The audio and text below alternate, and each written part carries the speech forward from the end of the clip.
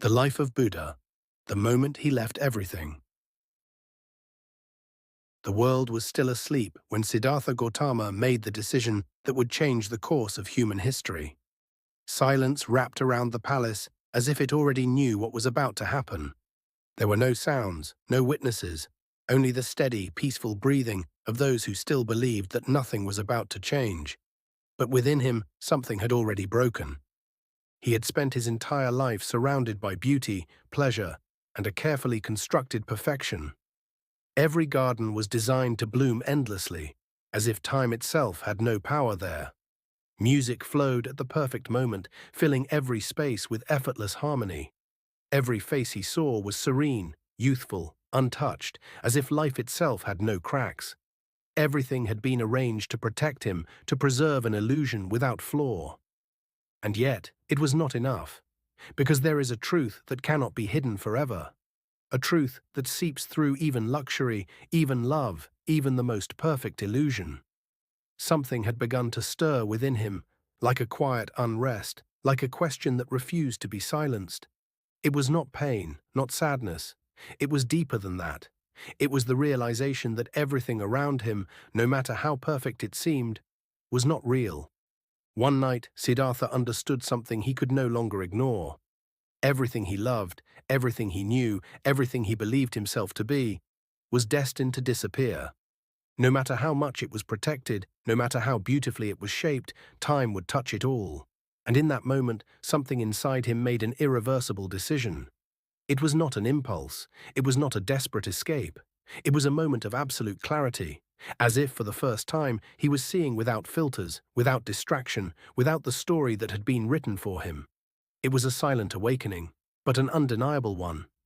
That same night, without a word, without seeking approval, without a farewell that might hold him back, he left behind his home, his family, his identity. He walked into the unknown, into a world he had never been allowed to see, guided not by certainty, but by a question. He was not searching for something new. He was not seeking power or superficial knowledge or another form of pleasure. He was walking toward the only question that could no longer be ignored. If everything in this life fades, if everything we love is destined to change or be lost, is there a way to live without fearing the loss of it all? Siddhartha Gautama was born into a world that had already decided who he would become. Before he could walk, before he could speak, before he could even understand the nature of the life he had entered, a prophecy had already been spoken over him. It was said that he would become either a great king, ruling over lands and people with unmatched power, or a spiritual teacher who would renounce everything and awaken to a truth beyond the world. His father, King Suddhodana, heard only one part of that prophecy, the part he feared the most. From that moment on, his life was no longer left to chance. The king made a decision that would shape every detail of Siddhartha's existence. He would never allow his son to encounter suffering. If suffering was what led men to question the world, then Siddhartha would live in a reality where nothing ever needed to be questioned. The palace became not just a home, but a carefully controlled environment, a world within walls where only beauty, youth, and joy were allowed to exist. As he grew, Siddhartha was given everything. He was trained in the arts, in philosophy, in combat, in leadership. He moved through gardens that never withered, attended celebrations that never seemed to end, and was surrounded by people whose only role was to maintain an atmosphere of perfection. Even the seasons were curated for him, with different palaces built so he would never experience discomfort. Every possible form of pleasure was placed within his reach, as if fulfillment could be engineered. And yet, beneath the surface of that perfect life, something subtle began to shift. It wasn't visible at first. There was no dramatic moment, no sudden collapse of illusion. It was quieter than that, a lingering sense that something was missing, a question without words, a feeling that all of this, no matter how complete it appeared, was somehow incomplete. Then, one day, something changed. Despite the king's efforts, Siddhartha left the palace grounds.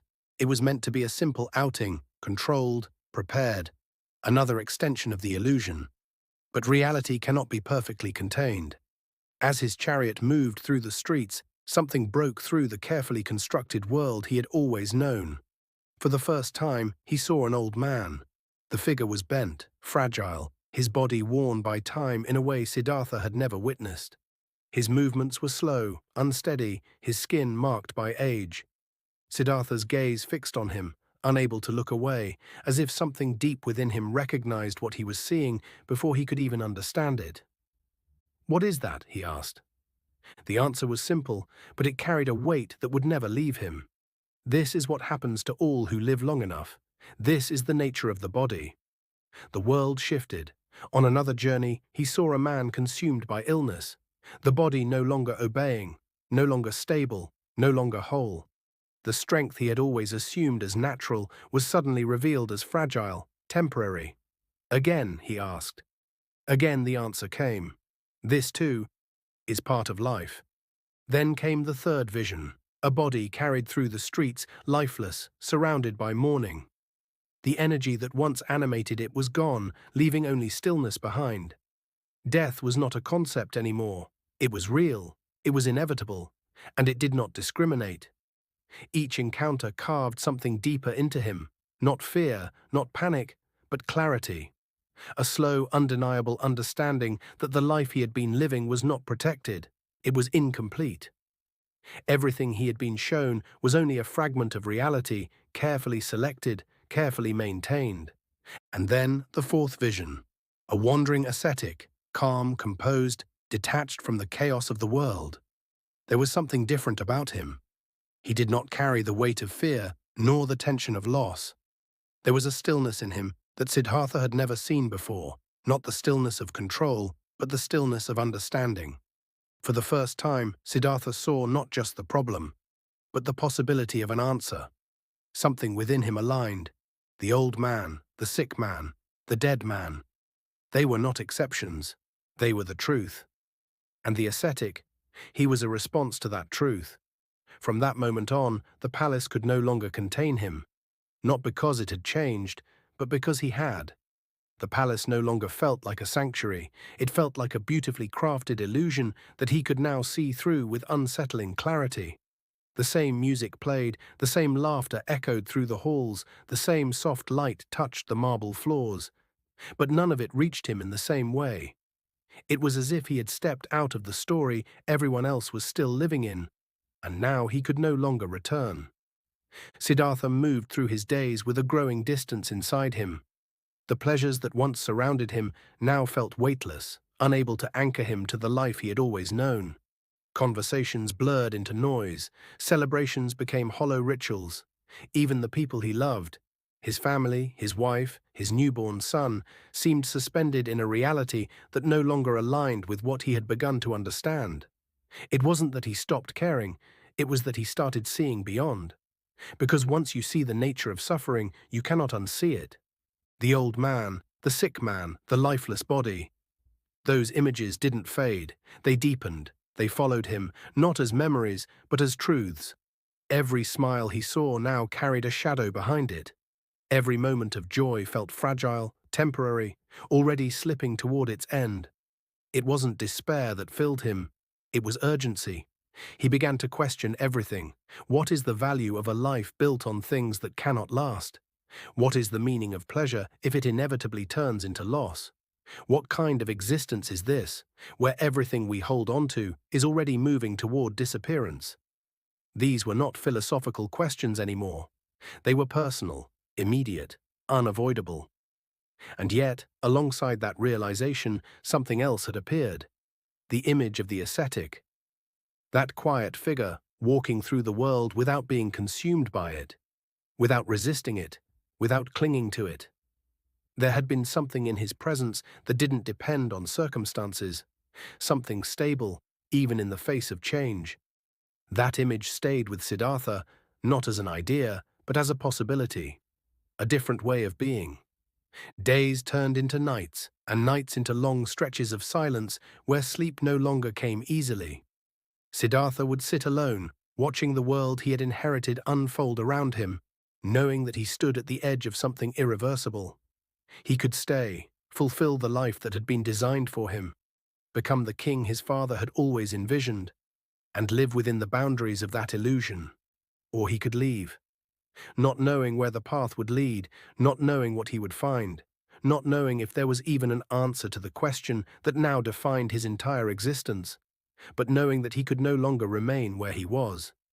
The weight of that decision did not come from fear, it came from clarity, a clarity that stripped away comfort, identity, expectation, until only one thing remained: truth. One night, as the palace rested in stillness, Siddhartha walked through its corridors with a presence that was both calm and final. This was not a moment of confusion. It was a moment of alignment. Everything that had led him here, the life he had lived, the truths he had seen, the questions he could not escape, had converged into a single point. He entered the chamber where his wife and his newborn son slept. For a moment, time seemed to pause. The soft rhythm of their breathing filled the space. The closeness, the warmth, the undeniable reality of love stood before him, not as an idea, but as something deeply human, deeply binding. This was not an illusion. This was real. And that is what made it so difficult. He stepped closer, his gaze resting on them, aware that this was a threshold. Not just a physical one, but something far more profound. If he stayed, he would remain within the world of attachment, of love intertwined with inevitable loss. If he left, he would step into the unknown, carrying the weight of that love without the possibility of holding on to it. His hand moved slightly, as if reaching, and then stopped, not out of hesitation, but out of understanding. To wake them would be to create a bond he could not break. To say goodbye would be to invite a pain he was not leaving to escape, but to understand. This was not a rejection of love. It was a recognition of its fragility. So he chose silence. He chose to carry that moment within him, not as something unfinished, but as something complete in its own quiet way. And then, without a word, Siddhartha turned and walked away. Not because it was easy, but because it was necessary. The night he left the palace was not the end of Siddhartha's story. It was the beginning of a path far more demanding than anything he had ever known. The world he stepped into was not gentle, not curated, not designed for comfort. It was raw, unpredictable, and indifferent to who he had once been. The silks were gone, the protection was gone, the identity of a prince dissolved the moment he crossed beyond the gates. What remained was a man carrying a question that had no easy answer. He began by seeking out those who were said to possess knowledge beyond the ordinary. If there was a truth that could free him from the cycle of suffering he had glimpsed, then surely there were those who had already found it. He trained under renowned spiritual teachers, immersing himself in deep states of meditation that transcended the physical world. His mind became refined, disciplined, capable of entering realms of profound stillness and expanded awareness. And yet, each time he reached the limits of what his teachers could offer, he recognized something essential. These states, no matter how elevated, were temporary. They brought peace, but not liberation. So he moved on. He turned toward a more extreme path, one that many believed was the true gateway to transcendence: asceticism. If suffering was the nature of existence, then perhaps the way beyond it was through confronting it directly, stripping away every layer of attachment, every dependency on the body, every form of comfort. Siddhartha committed himself completely. He reduced his food to almost nothing, pushed his body to the edge of collapse, denied himself rest, warmth, and ease. Day after day, month after month, his physical form weakened, becoming almost unrecognizable. Bones pressed against skin, breath grew shallow, strength faded. But his determination did not. Those around him believed he was close to enlightenment. They saw in his discipline something extraordinary, something beyond human limits. And for a time, Siddhartha himself followed that belief. He endured, he persisted, he went further than most would ever dare. Until one moment changed everything. Sitting at the edge of a river, his body barely able to sustain him, he realized something with the same clarity that had once led him to leave the palace. This path, too, was incomplete. Starving the body did not free the mind. Weakening himself did not dissolve ignorance. If anything, it brought him closer to death, but not to truth. For the second time in his life, he let go of everything he had committed to. The ascetics who had followed him saw this as a failure. They believed he had abandoned the path, that he had given in, that he had turned back toward comfort. But what they did not see was that Siddhartha was not moving backward. He was refining his understanding. He accepted food again. Slowly, carefully, he allowed his body to regain strength. Not out of desire, but out of necessity. Because he had begun to see something that would later become one of the core insights of his teaching. Truth is not found in extremes. It is found in balance. This realization led him to what would become known as the middle way. Neither indulgence nor self-destruction. Neither attachment nor rejection. A path that moves between, not because it is easier, but because it is true. With this understanding, Siddhartha made his way to a place that would become sacred in human history. A quiet spot beneath a tree, later known as the Bodhi tree. There was nothing remarkable about it in appearance, no grandeur, no sign that something extraordinary was about to unfold. Just a man, a tree, and a decision.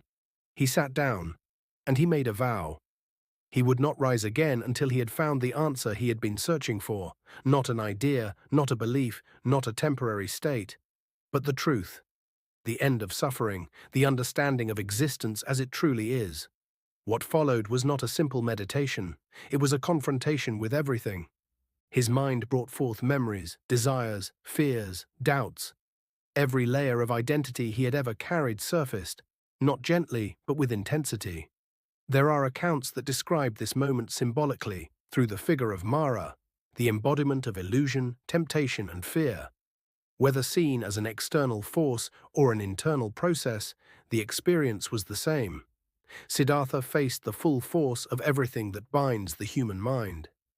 Visions of desire tried to pull him back. Fear tried to break his resolve. Doubt whispered that the path he had taken was meaningless, that there was nothing to find, that he should return, abandon this pursuit, accept the world as it is. But he did not move, not because he resisted, but because he saw. He saw the nature of desire not as something to be followed or suppressed, but as something to be understood. He saw fear, not as an enemy, but as a movement within the mind.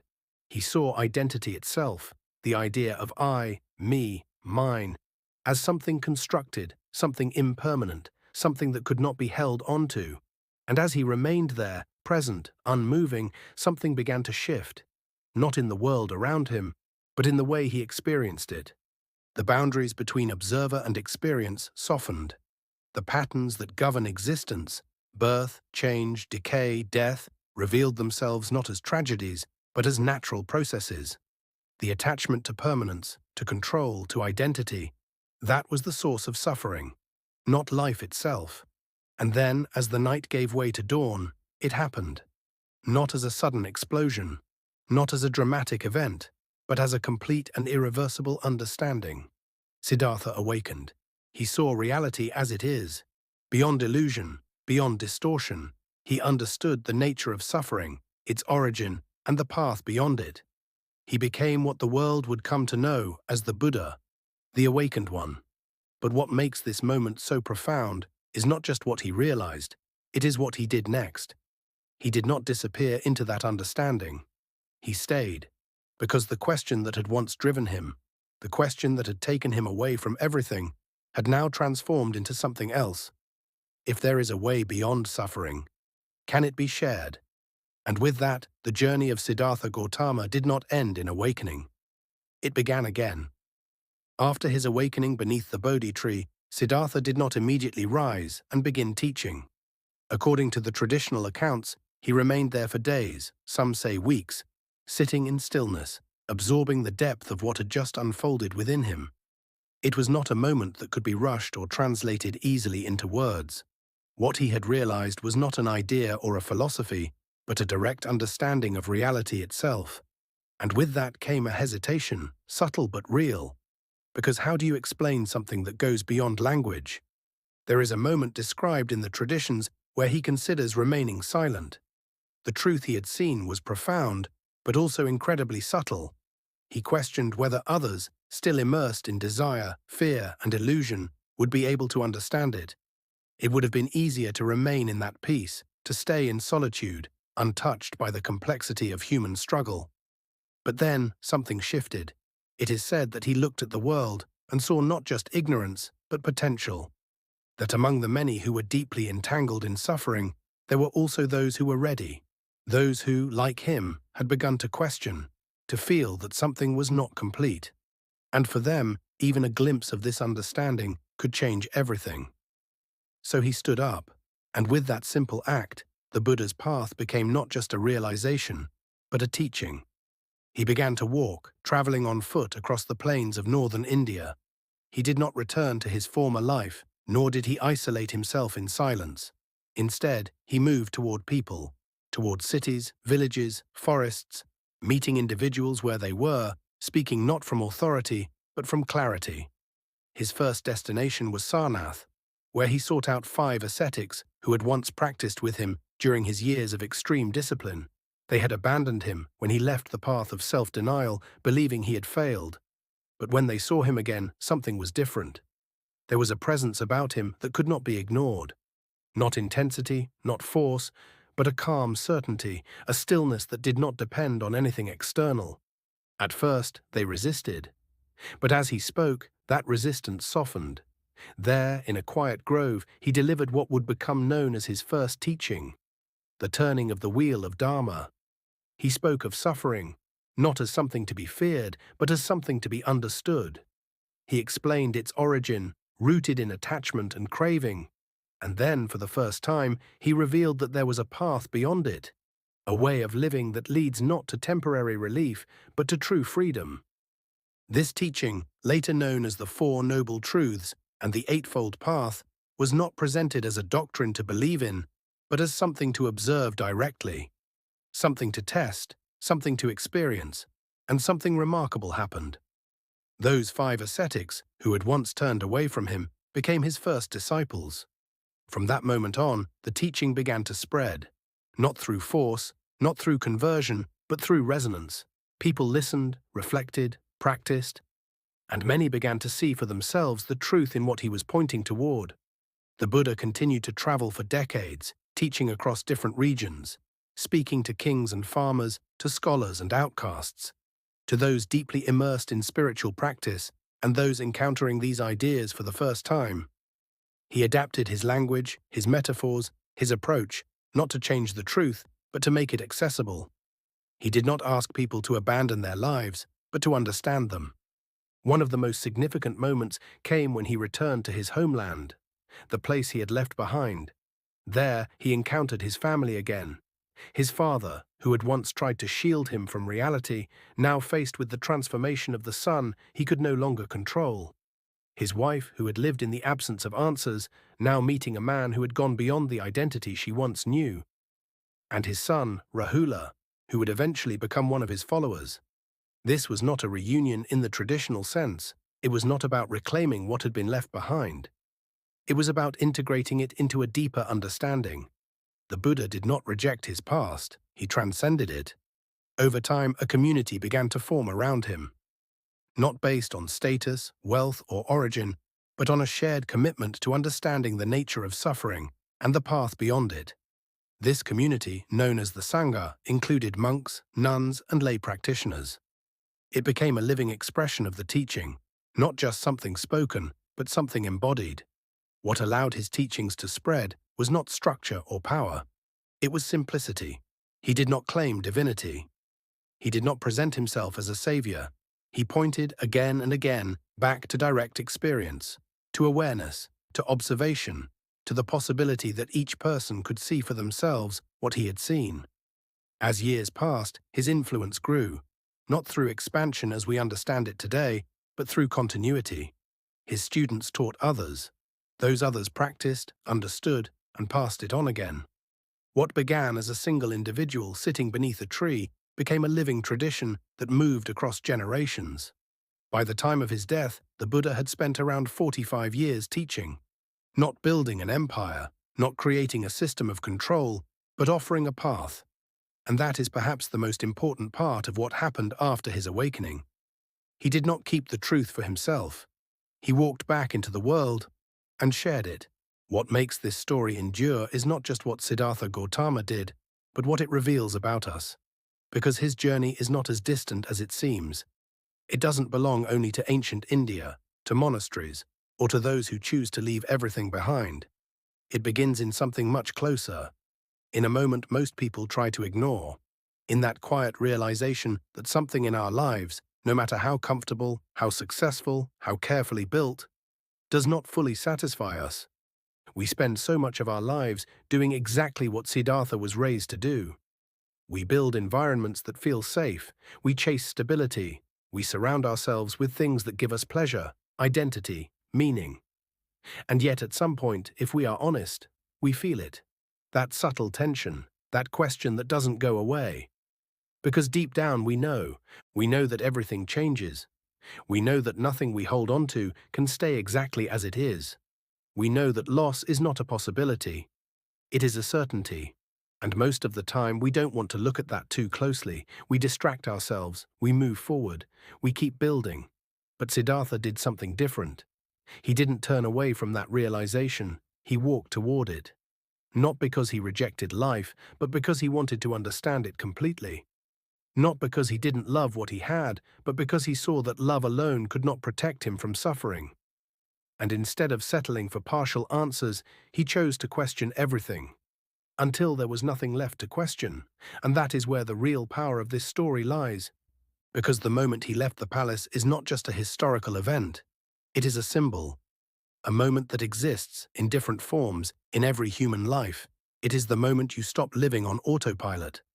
The moment you begin to question what you have always assumed to be true. The moment you realize that comfort is not the same as peace. That distraction is not the same as fulfillment. And from that moment, a choice appears. You can stay within what is known, what is familiar, what is safe, even if something inside you knows it is incomplete. Or you can begin your own search. Not necessarily by leaving everything behind in a physical sense, but by becoming willing to see clearly. To question deeply, to face what is uncomfortable instead of avoiding it. Because what Siddhartha discovered was not a belief system. It was not something you are asked to accept blindly. It was an observation that suffering exists, that it has a cause, and that it can end. But that understanding does not come from hearing it. It comes from looking. So the real question is not what Siddhartha did. The real question is, what will you do with this? If this story resonated with you, if something in it made you pause, even for a moment, then don't let it end here. There is so much more beneath the surface of these teachings, layers that most people never take the time to explore. And if you want to experience more stories like this, stories that don't just inform you, but stay with you, make sure to subscribe. Because sometimes one story is enough to change the way you see everything.